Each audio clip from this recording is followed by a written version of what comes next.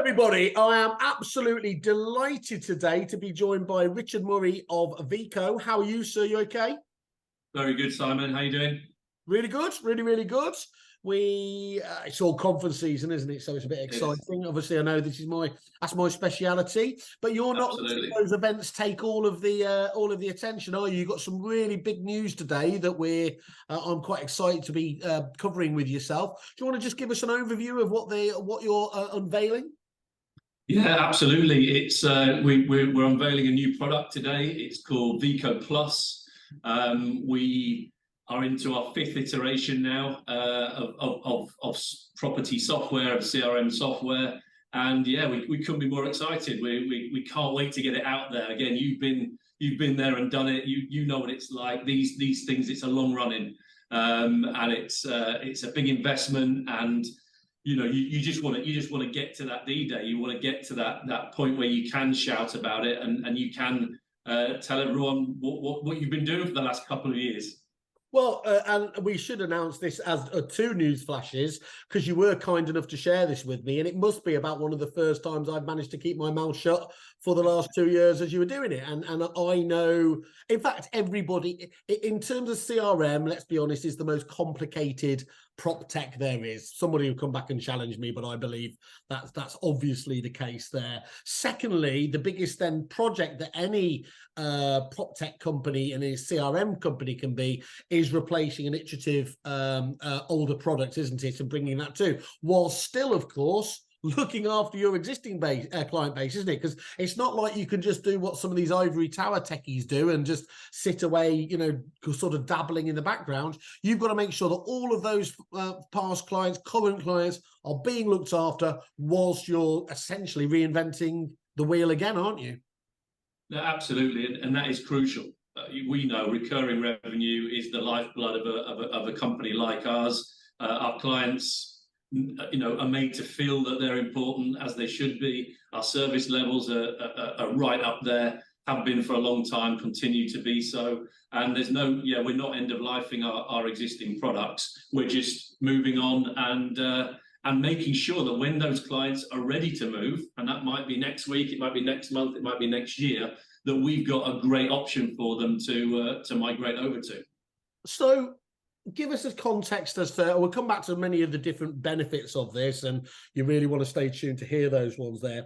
But just give us an idea of why it was needed. I mean, I think the most obvious one was obviously the cloud side of things. Yeah, is that correct? Or can you just cover that off for us, and then obviously highlight as well what other opportunities there were you saw from this Veco Plus release? Yeah, absolutely. And look, you've hit the nail on the head. It's just technology moves on. We all know that. And the last time we went round this loop was nearly 14 years ago, where going into sort of a web-based, a cloud-based software it wasn't going to deliver what our clients needed at that point in time. Obviously, fast forward a decade or so, and everyone wants to be on one platform. Everyone wants to have access to their data 24/7, any device, responsive. Make sure that, you know, wherever you are, whatever you're doing, whether you're out negging or you're out at property inspection, pitching for business for a vendor or a landlord, you need everything literally to hand and on any device. Now, Chris Watkins obviously likes to have structure to his interviews. I'm low-key a prop tech god of chaos, so I don't do that. So we're going to bounce around a little bit. That point about the mobility is critical, isn't it? Literally, that ability to be reconciling the accounts you look after anywhere in the world is a very real thing, isn't it, in terms of these days? And I think it's fair to say we have seen so many people that have been really, really excited at the potential of Eurolink as it was before, Veco as it was obviously latterly. But that was the stopping point for them, wasn't it? The breaking point. It's like, well, we really want to have that future. That futurability, if that is even a word, to be able to just make sure that accessibility is covered. And that's what you're doing, isn't it? And more than that, I think there's a lot of packages out there, if we're honest, yeah, they've got the tick in the box in terms of cloud, but they haven't got the tick in the box in terms of mobility, have they? Because what people often do is just shrink down what is seen as a desktop onto a device like that, which of course doesn't work well. And you've really taken your time and thought about actually how do you optimize it for those mobile devices, haven't you? Absolutely. Veco Plus, obviously usability was the main focus. It had to be usable in a responsive form, as I said, whatever size screen, whatever device you're on. And that was something we spent a lot of time on, invested heavily into that user interface, that UI, absolutely crucial.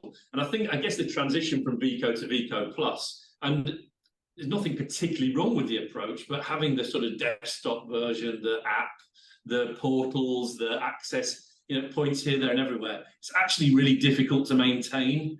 And not very efficient either to maintain, either on client side or from our side as a supplier. So it was a case, obviously, using bang up to date technology, making sure that that all of our users have 24/7 access to everything they need to perform their role. It sounds really, really exciting. And I think another key thing needs to be made, isn't it, is that actually there's a lot to be said for, what did you say it was, the 5th product cycle iterative sort of update from you guys? That residual, lots of people talk about we have hundreds of years of experience in whatever field they're in. Often with tech companies, they do throw that baby out with the bathwater, and it's fine sometimes, I think, in that you do sometimes genuinely need a complete reimagining of it. But actually, the other approach, that iterative approach, where you year on year, you've worked with some of the very best, can continue to work with some of the very best agents out there, you don't want to lose all that, do you? No, absolutely not. I mean, we're over 30 years in now in terms of experience and learning and business logic that we refer to it as business logic. Client accounting, so difficult to get right. We all know that. We've spent so many years trying to perfect it, and we continue to do that. And when I think about an iterative approach, yes, we're starting from scratch from a tech perspective. I suppose the advantage we have is we know what we're building, we know what we're trying to achieve, and the iterative move is to say, well, what have we done? You mentioned the product cycle there, the Eurolink. What do we do well in Eurolink that we could do even better in Veco? We've just taken the same approach from Veco to Veco Plus. There's certain areas of Veco that we know we could have done better. The front end, for example, the neg experience, that sort of fast-paced, accessible, accessing data really quickly, being able to perform tasks and actions really, really quickly. We're still big into automation. Nothing's changed there. We continue that, but again, next iteration of Automate is Automate Plus. Yep. Automate Plus brings with it a lot more control, a lot more admin, multiple outputs to individual tasks. So again, less to look after, and less can go wrong. Yeah. So that it makes a really good point there. So that sometimes you can get locked into a product, can't you? And because existing users are using something, you can't just go and wholesale change it, can you? So this does give you that opportunity to, as you said, sometimes there's things that might have not been done in the best possible way in the first iterations of a product, but also as well, people's needs change, don't they? The technology changes out there as well. So you can't second guess everything, can you? So I think that for me feels like why people should be excited, because look, I think one of the things about you guys, Richard, is that it's not, loads of people know the name Eurolink and Veco and everything else, but I think it's fair to say they still don't know the sheer size and scale of what you're doing out there in the industry. And I hope I'm not being too forwards on that side of things. I mean, I asked you, didn't I, just before, to come back with the stats around, set a bit of context around it. And these are mind-blowing. So over 2,000 branches using your software packages, 12,405 monthly users going on it. And this one is the one that absolutely just blew my mind. Over 1.4 million properties in those combined databases. I mean, you're dealing with a massive slug of the market there. And as well, I think this is critical because you do come from that lettings and accounts expertise side of it. You're in a bit of a niche there where there are a lot of CRM providers out there, but most of them, let's be honest, trying to specialize on sales. They don't and haven't historically come from that very, very difficult bit to crack, lettings and accounts and property management, like your good selves. Absolutely, and that's why that's why we have so many properties on the system, because obviously you've got to look after accounts data for a certain amount of time. So we're holding a lot of data on well over 1.4 million properties in the UK private rental sector, and sales and resi sector in general. So it's something I've always said to you a lot. We've been quite quiet down the years, and we've not been very good at boasting about what we do or how we do it. I can see where you're going with this. I can see where you're going with this. Well, you need to show off to. I think we should do a bit more of that. Yeah, if you know anyone who can help us with that, then let me know. Let me know. But no, we're very proud. Look, we're very proud of the stats. Also, the support stats as well. We're going to start publishing those as well, which people will start to see on the website. And we're hearing that service levels are dropping in our sector, and I understand some of the reasons why. There's a lot of investment gone in, and people need to make that money back, whether it's PEs or whoever it is who owns these companies these days. So we all understand that, but from our perspective, we're still privately owned. We plan on being privately owned for the long term. We're accessible. We're dedicated. So we're going to start shouting about that a lot more in the future. I think you've got to wonder. There's a few things that just jump out that on the face of it you might just ignore. First of all, those 1.4 million properties, that's just not static information there. There's landlord data that hits behind it. I know you and I are both massive fans of the likes of your Josh Fegans, your Stephen Browns. These guys that go out there and tell agents till they're blue in the face. You have got enough data locked away within your, enough gold in terms of if you prospect against that, you don't have to do all of the ridiculous marketing exploits that new agents or other agents without that residual loyalty and goodwill locked in there, haven't you? So that's incredible, because as we know, there's such a high percentage of landlords have multiple properties, and the fact that they will be they may be managing themselves, they may be managed by other agents. That's the tip of the iceberg, that 1.4 million, really, isn't it? If you look at it like that. In theory, yeah, and I've been a big fan of Josh, as I know you are, and that was the thing I picked up early on from him. It's all in there. The potential's all in there. But the other thing is also nurturing those contacts as well, and we've really sort of focused ourselves with Veco Plus on lead management and managing those leads through. And then with automation, there's lots of great ways to keep in touch and keep nurturing those contacts for many years to come. We know that typically it's quite a short transaction process, isn't it? Even in lettings, you're only sort of working on a transaction for a relatively short space of time at any one time. So to keep nurturing those contacts is absolutely crucial. And Josh, as I said, Josh has been the biggest advocate of that down the years. Yeah, he absolutely has. What did he say to me the other day? I was a little bit cheeky, as I like to be every now and again. I said, God, you're taking the mickey, aren't you? The last time was over. You're still over here banging that drum, aren't you, about, prospecting? He says, and I'll never forget this, he said, yeah, I'll stop saying it when you lot start doing it. And that's true, isn't it? It's relevant. And here's where it gets really exciting, I think, Richard. One of the main reasons in that time when I left my previous employment, as they say, and I was cadging a job, as so many useless people do, as a consultant. The first thing I would do when I walk into a business, and the lowest hanging fruit, to use another vernacular, is if you've not got a combined package, then that's the very first thing you should do. Get rid of that artificial Chinese wall between the departments, and it's not rocket science, is it? You will see more.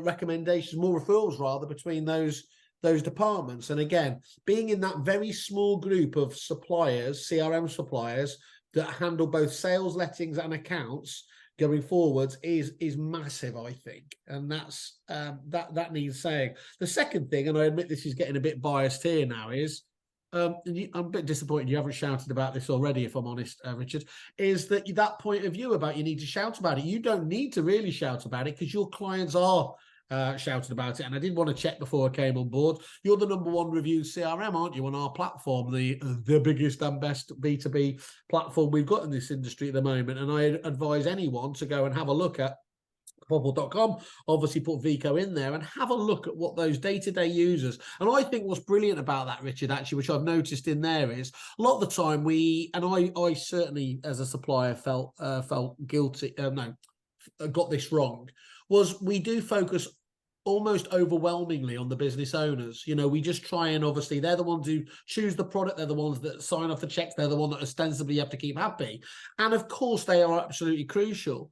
But actually finding out from everyone else in the business what they're doing and how the product delivers for them at the coalface has got to be what our site and review sites, not what I just said, going forwards. And you've got a magnificent spread, haven't you, across all elements, from the business owners, the property managers, the accountants, you know, you've got everyone in there and they're all saying the right stuff. Well, I think I'm right in saying we were the first CRM to sign up with Kerfuffle. I think I'm right in saying that. I've always said you've had great judgment, Richard. That's well, yeah, and my wife never says that. But yeah, it's just, I think what we saw straight away was, and again, we've all been there and done that. We go out, you do demos, and you ask for recommendations. And of course, you put you know, those pet clients, those clients who you have the best relationships with, you put them in touch. And I always thought that was a bit flaky.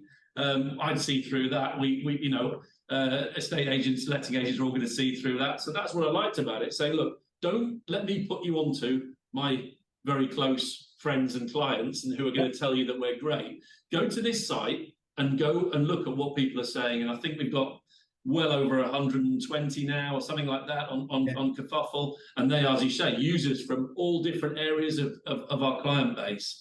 The reason we've been able to get that is because we give really, really good service. It does come back to that. You know, your product's got to be right to start with. We get that. We all get that.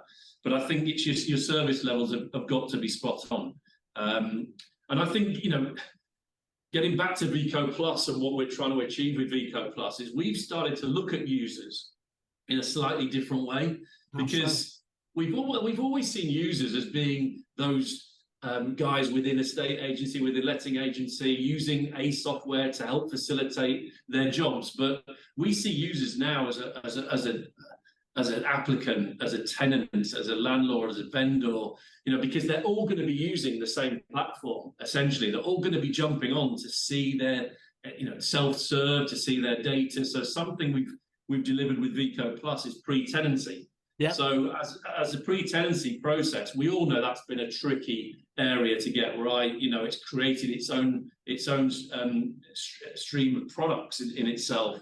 But we've made sure that is all fully built into Veco Plus. So the whole pre-tenancy, the applicants, that being able to self-serve right the way through, or not as they wish. So the difference with that being part of a wider CRM product is that you can jump in and out of a self-serve process. Yeah. But we've got to think of these guys as users because they are using the platform. Yeah, and I was, you know, I think there's two things that jump out for me when I'm just having a look through them again now.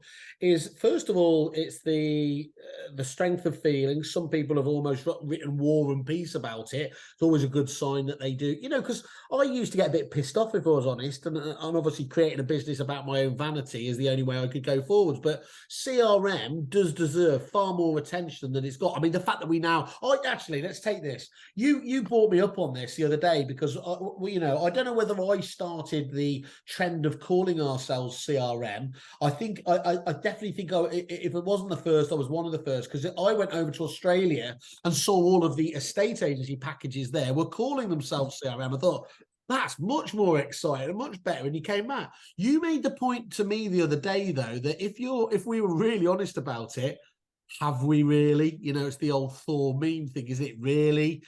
It's not been delivering in the way that what somebody would recognize as CRM in the wider world is about. And you feel like this next iteration is really going to deliver on that, don't you? That's what we're trying to achieve. Absolutely, I don't think we've done that acronym any justice whatsoever. I'll be, blatant about that. I think because we've controlled lots of contact data, we've referred to ourselves as CRMs. And don't get me wrong, there's an element of truth to that. But I think in reality, until we get to a stage, which is what we've done with Veco Plus, where you're nurturing leads, turning leads into contacts via opportunities. Think about things like products like Salesforce. It's that true CRM attributes that I think have been missing from our type of product. And there's some great tech coming out at the moment. We like what Street are doing. We like what Loop are doing. We want to be Veco Plus. We want to be in that conversation, because I think that is the conversation that a modern estate or letting agent is going to want to be in. They're going to be wanting to say, well, hang on a minute. We need to manage our data a lot better. We need to nurture our leads. We need to make sure that we're covering every revenue stream we can. That's an opportunity. We want to win those opportunities. Some will win, some will lose. How do we report on that? So that kind of lead management through to that contact management and nurturing that contact throughout a life cycle, if you like, of relationship with agency, we think is where everything's going, and we work very hard to deliver that with Veco Plus. Great. Well, it sounds really exciting. I think key thing for me is, you're right there. There really is almost a two-tier and two-speed development going on in this CRM space at the moment. I also remembered, by the way, the other reason we called it CRM was somebody mentioned you get 4 times more when you multiply. Now, I know that's not where you're at, but I was certainly shamelessly after that. But actually that point about the two-speed thing now with some of those companies you mentioned before is that those are the guys that understand where it's at now, aren't they? What you need, combined features with the ability to communicate out with those. And then there's going to be the also-rans, aren't they, that kind of just stick in a particular mode simplistically, and again, don't have that ability to nurture. And I think, look, one of the things you've jumped on there, and I'd like to jump into a bit more detail, if that's okay with you, is I've always considered your USP, or certainly your secret sauce, that automation. I've mentioned in the past where I tried to shamelessly, whilst probably meeting you in the bar beforehand, then slipping and having a conversation with some of your clients. I'm a changed man now, as we all know. They shamelessly kick me shamelessly out of the room, because the one thing we realized that was nothing's impossible, but very, very difficult, was to mimic and to convert. If data conversions are hard enough when you're looking at static data, so you set up, and just talk us through the kind of thing that you do on this automation piece, because if technology is meant to do one thing, isn't it, Rich? It's meant to enable you to do more with less, and actually without that automation and workflows, that's very difficult to achieve.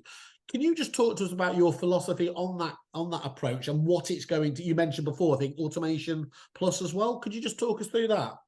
Yeah. So, I mean, look, Automate as a product has been something that has been pretty unique to us, the way we do it. Now, lots of systems automate various tasks or processes. The way we approached it was to bespoke that automation. And that's the difference. That is the difference, the secret sauce, as you've called it down the years. And don't get me wrong, it's hard work, it's a big investment up front, but it pays off, because it makes sure that our clients can give a very personal service, a very unique service, based on how they think agencies should operate. So really, it's been about a bespoke element, really, because we go back, go back to maybe 25 years. Automation to us was just, we need to automate these things because there's a lot of them to do. This was client accounting, property management, repetitive business processes. It was that, it was churning out all those, those letters, or that message, or that text message later on. And we just saw it as a necessary evil, really. And when our clients were demanding more of us, we went along with it. So as ever, we kind of guided by our clients, by our users. People who say, well, we really need to be able to do it this way. Because look, we all know agency operates in a fairly standardized model in the UK, and there's been, all the disruptors have failed to make any significant impact, in my opinion. So we all accept then that there is a standardized model to operate agency in the UK. The challenge is that everyone seems to want to do it slightly differently. So the way we've approached that is through automation historically. The way we've approached it in Veco Plus is workflow.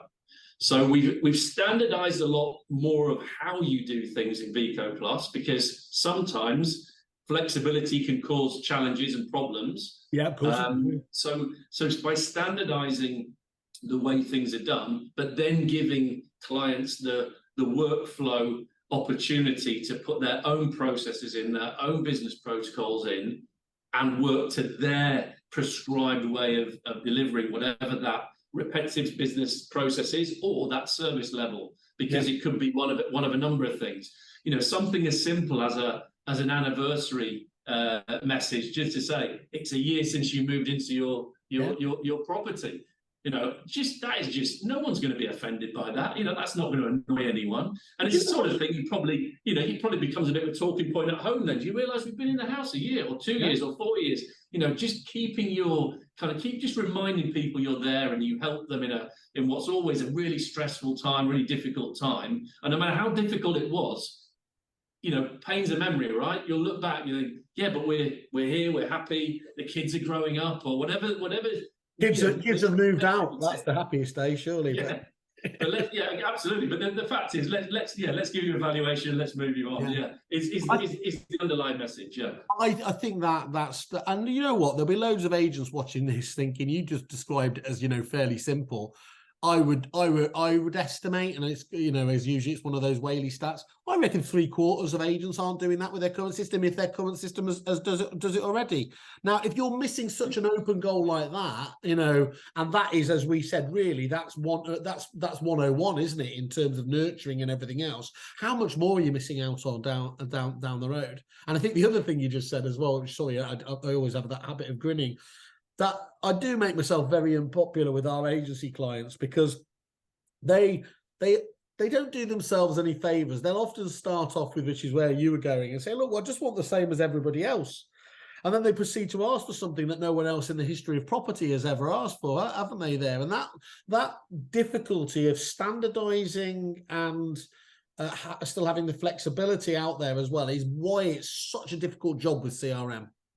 Yeah, and that's why workflow and automation can deliver that complexity. The complexity that is the challenge is we want to do it this way, we want to do it that way. We don't just want to do anniversaries, we want to do this, we want to do that. That will allow any agency to make sure they can deliver their service in the way they want to do. And I think the best part of that is you end up delivering a consistent service. Yeah, and there's a lot to be said for consistency. There's a lot to be said for, we say we're going to do something and we do it. It might sound like the most straightforward thing in the world, but it's one of the things we try to do from a customer success point of view within Veco, and within our organisation. Let's just do what we say we're going to do, and that is that from that bedrock, I think you can do some really good things. Because you can't, it's too important, right, to relax and hope that it's always going to be that the member of the public, the important potential client, gets your best member of staff on their best day, isn't it? It needs to be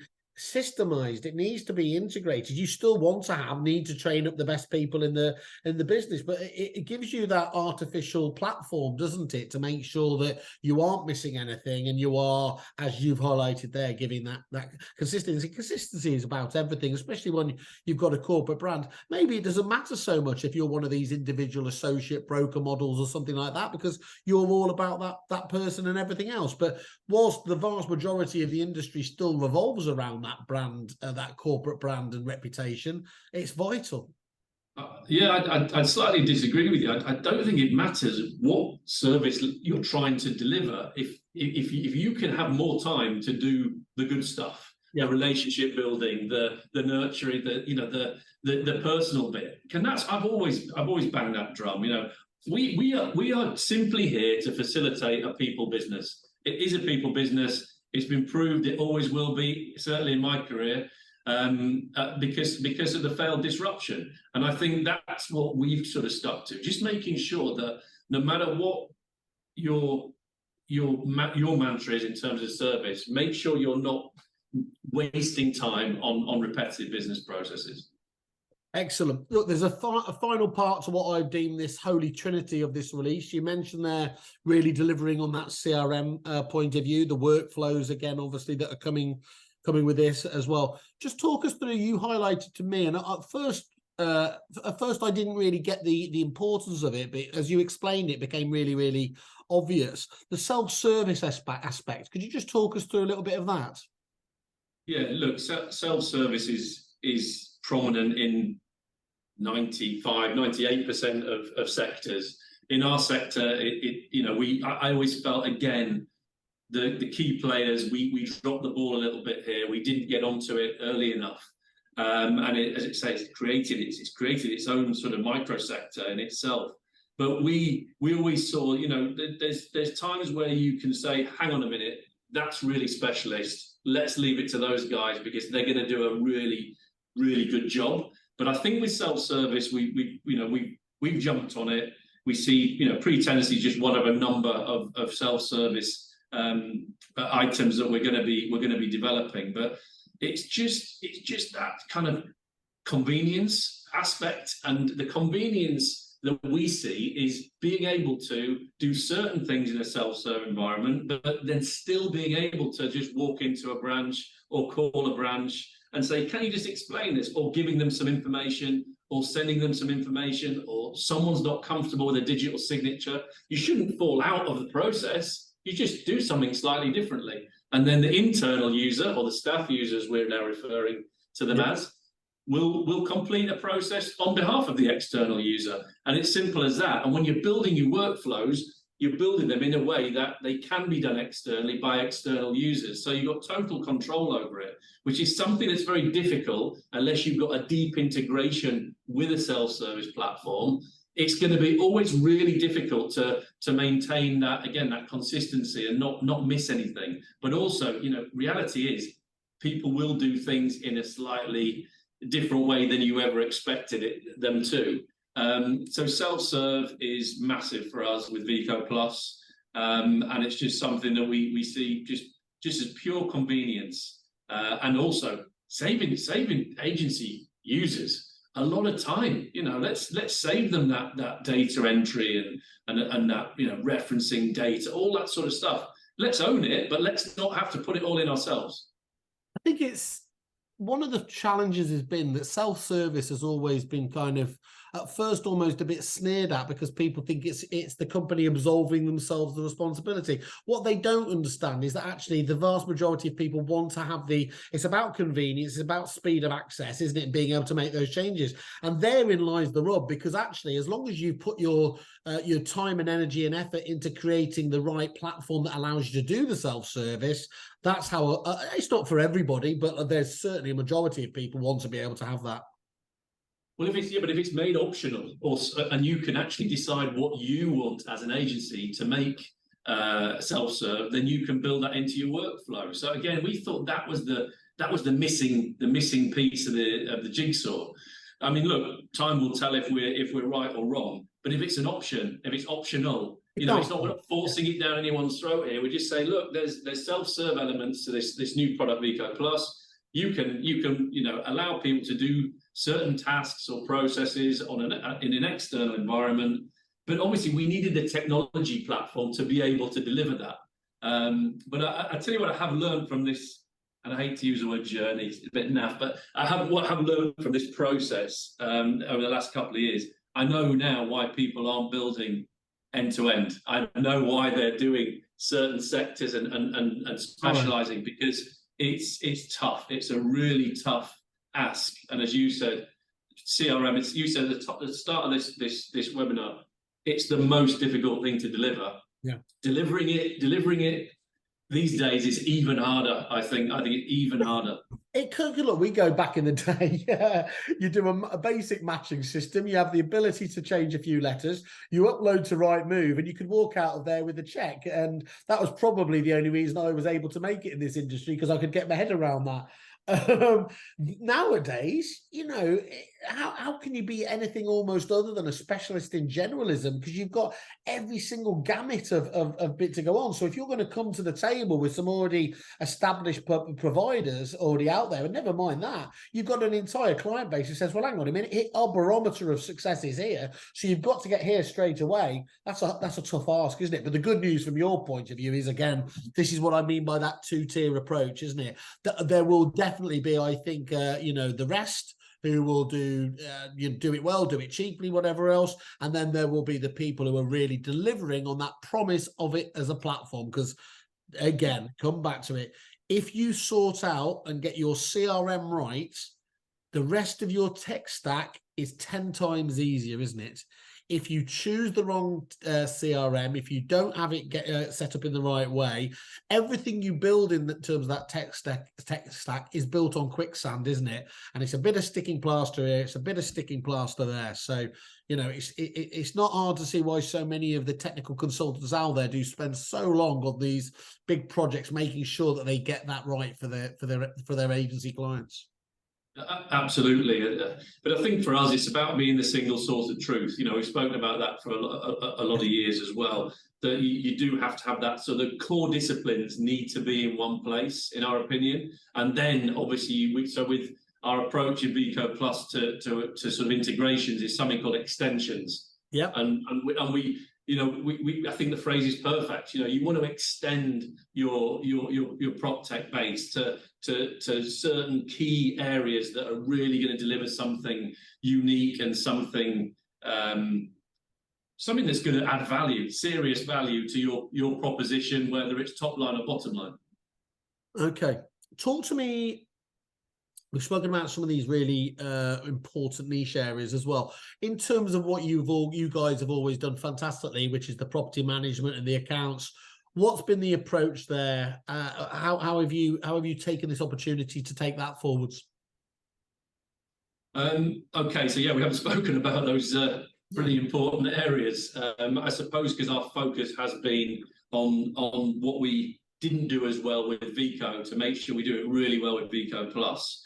But really, sort of property management, actually not a great deal of change. We've still got the fixed flow integration. Again, that's a great example of an area that can be done really, really well externally. So we've still got that. But I think from a property management perspective, it's more about the extensions plus making sure you've still got that cradle to grave, you know, repair reporting through works orders, through good supplier management, and then obviously good financial management.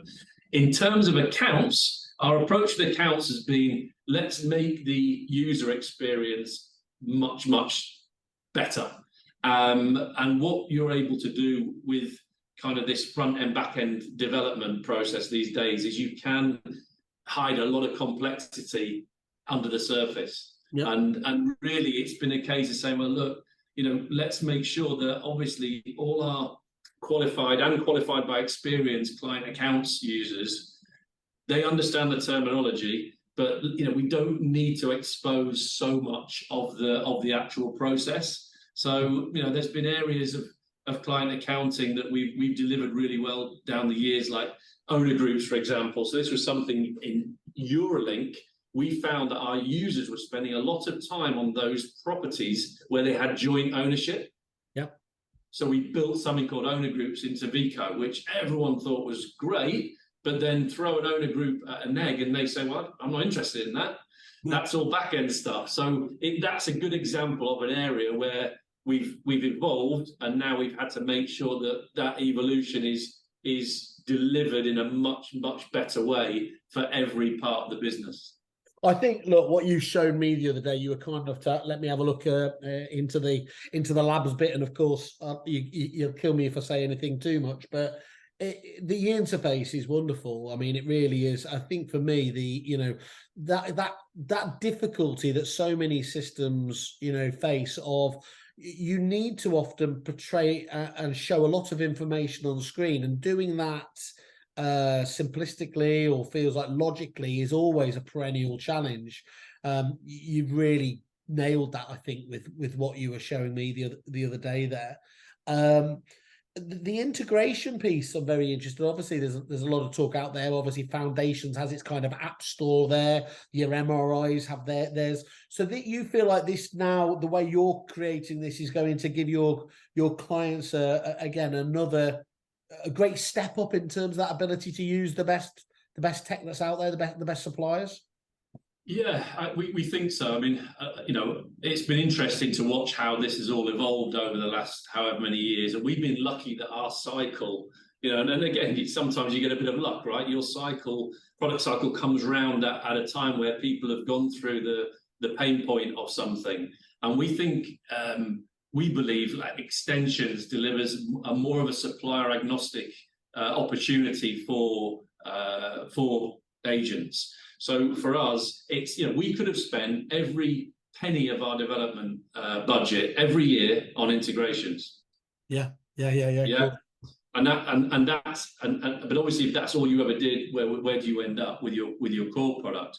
So what we've done is we've said, no, let's own all the data and let's make sure that data is available to users. So for instance, referencing, instead of sending you off to a referencing platform and putting your data in there, well, the data is going to go in self-serve in Veco Plus. The referencing data is going to go in there anyway. So we manage that data. We own that data, and then I think that gives the agent a little bit more power, let's say, to say, well, it's our data. We can now be supplier agnostic. We can flip to another referencing provider for a better service or a better deal. We might want to run multiple companies at any one time because of volume or whatever it might be. So extensions is just, it's a different take on how to manage your third-party providers. Excellent. Look, I feel like we've really got a lot out of that in terms of, you know, understanding why you've done it, what you're delivering, why anyone's there. I think just give us an idea. Obviously, the obvious one, I always forget this because I tend to buy anything. Talk to us though. From when we were talking again, you've gone down quite an innovative approach on the costing side of things, haven't you? Do you want to just give us an overview of how that's changed around, and was that methodology, you know, kind of got to over time, as it were? Because just talk because you moved away from user pricing, is that right? We moved away a while back. Yeah, we moved away quite a long time back, actually, and we actually moved to more of a subscription-based model ahead of getting to a subscription type product. And the reason for that was we wanted to differentiate. Obviously, that's one thing, but we've been working on active property pricing now for a long time, a number of years, and the reason we like it is it feels relatable. Yep. You know, an agent will relate to a pricing model. We believe, and we're told by our clients that, well, that's how we operate. You know, we get paid, you know, a fee, and we were trying to link it into that somehow. Obviously, look, with web-based products, with cloud-based products, we're hosting the infrastructure, the data itself, images, videos, you name it. So, you know, you have to cover that off. But we will be continuing with that active property model.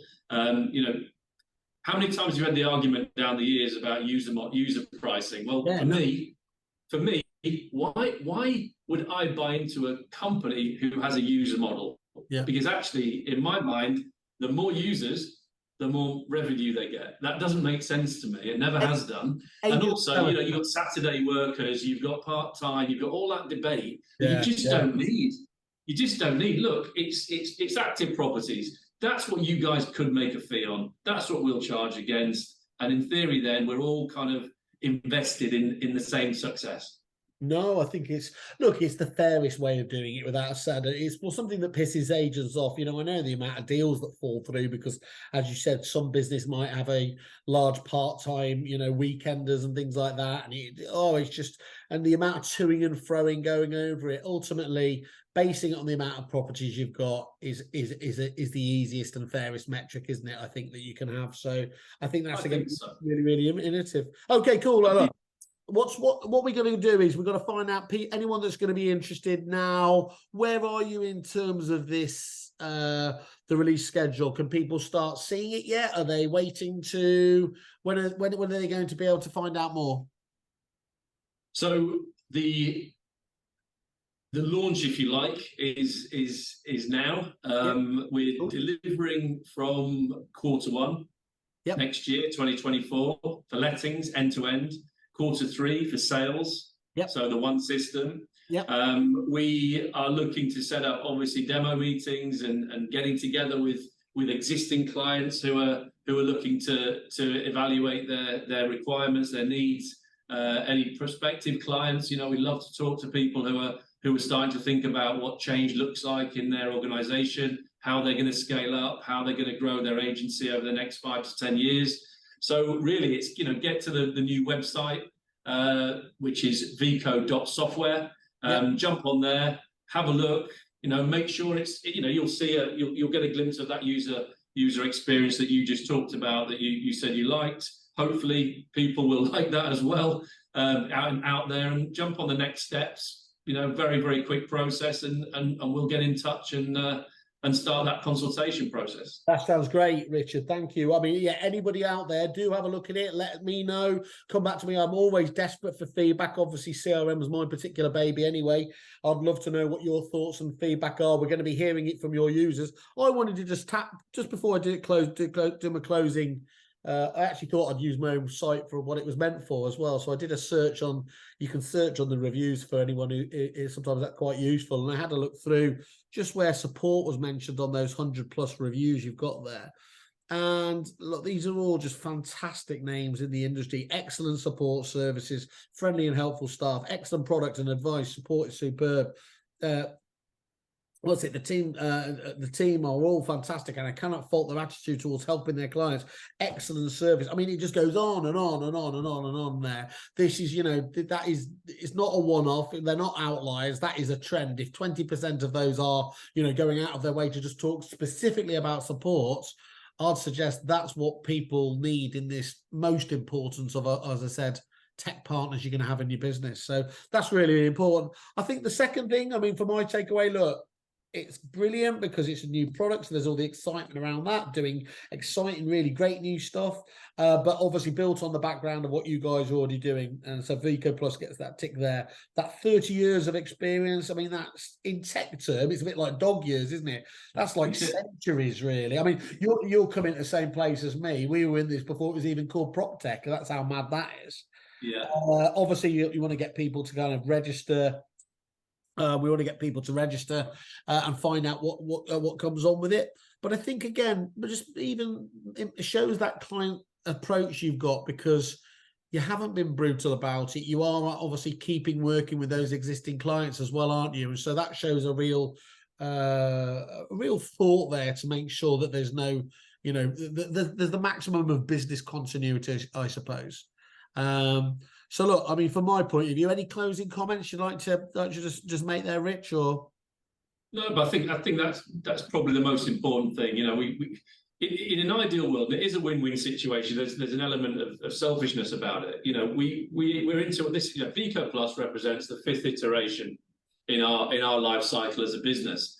Some of those users, not necessarily clients, but some of those users have been with us the entire time. The whole 33 years. And I think in an ideal world, we will always be ready when our clients are ready to move.